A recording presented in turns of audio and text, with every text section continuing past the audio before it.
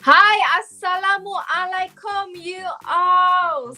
Okay, jadi macam biasalah kan, anda berada dalam rancangan Top 10 at 10. Kalau muka saya ni memang muka Natalia, host anda. Okay, jadi tanpa kita membuang masa, kita lihat carta minggu ini. Nombor 10.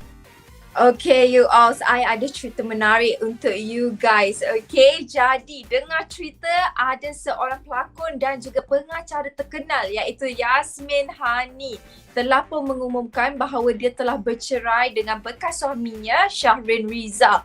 Dan aku ini akan cuba sebaik boleh untuk mengekalkan persahabatan yang baik. Nombor 9.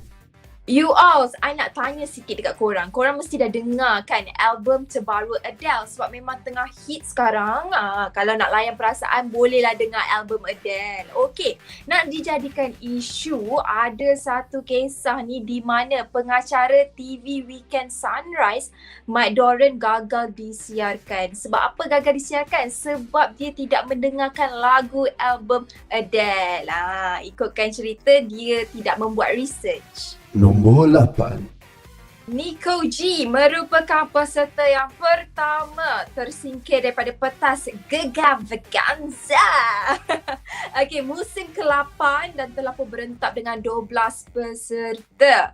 Mereka juga telah mengumpul markah sebanyak 50.1%. Apa-apa pun kita ucapkan tahniah kepada Nicole G kerana telah pun berentap berhempas pulas.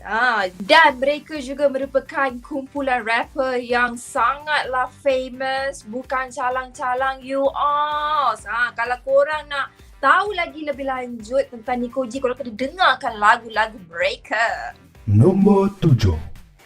Ratu cantik Malaysia iaitu Lisha Cameron telah pun mengharumkan negara Malaysia apabila dia telah berjaya bolos ke top 20 untuk pertandingan Miss Grand International 2021 dan dia juga telah memenangi Best National Costume yang bertemakan ulit mayang.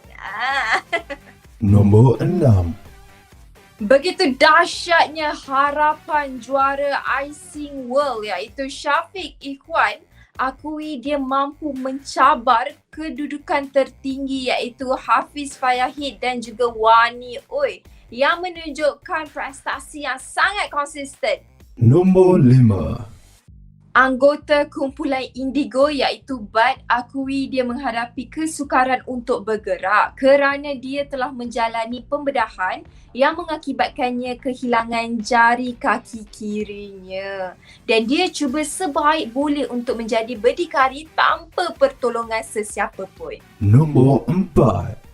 Sedia maklum bahawa varian baru COVID-19 iaitu Omicron mengakibatkan kerisauan kepada rakyat Malaysia. Lebih-lebih lagi Azam Syam sebab apa dia risau sekiranya perancangan perkahwinan bersama kekasih hati Sheryl Syazwani terbantut.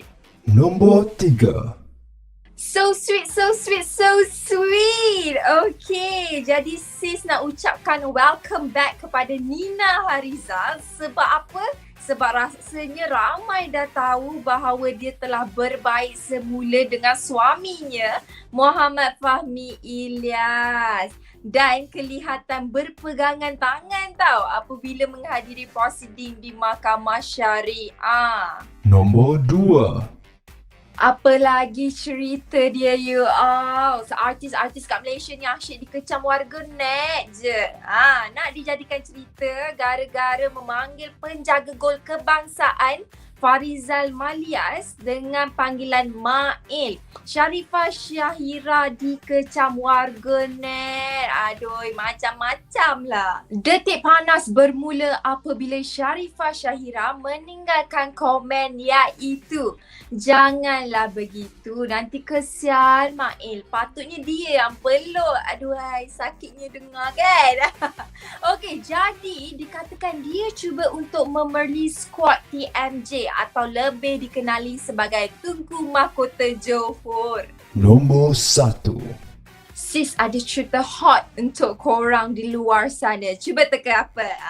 Siapa lagi kalau bukan Nora Arifin. Isunya memang menggemparkan warga net.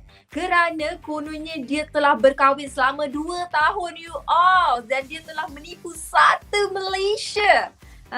Jadi selain itu, dia juga meminta suaminya untuk menceraikan isteri pertama. Tetapi Nora Arifin mengatakan bahawa itu hanyalah fitnah semata-mata dan tidak betul. Suaminya yang bernama Dr. Rushdi Ramli mengatakan bahawa ia hanyalah fitnah dan Nora tidak berbuat begitu.